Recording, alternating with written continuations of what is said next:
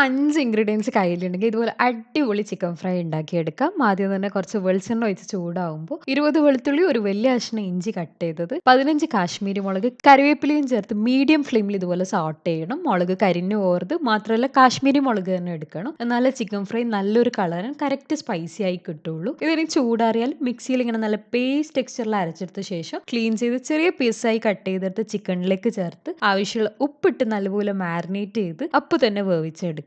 ഇതിലേക്ക് 1/4 കപ്പ് വെള്ളം ഒഴിച്ച് 10 മിനിറ്റ് ഹൈ ഫ്ലെയിമിൽ കുക്ക് ചെയ്തെടുത്താൽ ചിക്കൻ നല്ല ടെൻഡറായി ഇതുപോലെ ആയി കിട്ടും. ഇനി ഒരു കടായിൽ കുറച്ച് വെളിച്ചെണ്ണ ഒഴിച്ച് കറിവേപ്പില ഇട്ട് വേവിച്ചെടുത്ത ചിക്കൻ പീസസ് മാത്രം ഇതുപോലെ കുറച്ച് ഇട്ട് 2-3 ബാച്ചസ് ആയി ഫ്രൈ ചെയ്തെടുക്കാം. ഓൾറെഡി കുക്ക്ഡ് ആയതുകൊണ്ട് പെട്ടെന്ന് ഫ്രൈ ആവും. ഓവർ ടൈം ഫ്രൈ ചെയ്ത് ചിക്കൻ ഹാർഡ് ആയി പോകരുത്. ചിക്കൻ കംപ്ലീറ്റ് ഫ്രൈ ചെയ്ത ശേഷം കുക്ക് ചെയ്തപ്പോൾ ബാക്കി വന്ന ഗ്രേവി, നമ്മൾ ഇതിനിവിടെ കക്കും എന്ന് പറയും, അത് കടായിലേക്ക് ഇട്ടിട്ട് കുക്ക് ചെയ്ത് ഇതുപോലെ എണ്ണ തെളിഞ്ഞ് നല്ലൊരു സ്മെല്ല് വരും. അപ്പോൾ ഫ്രൈ ചെയ്ത് ചിക്കൻ പീസസ് ഇട്ട് മിക്സ് ചെയ്തെടുത്താൽ അടിപൊളി ചിക്കൻ ഫ്രൈ റെഡി ആയിട്ടുണ്ട്. വളരെ സിമ്പിൾ അല്ലേ? Anyway, thank you so much for watching. Will be back soon with another video.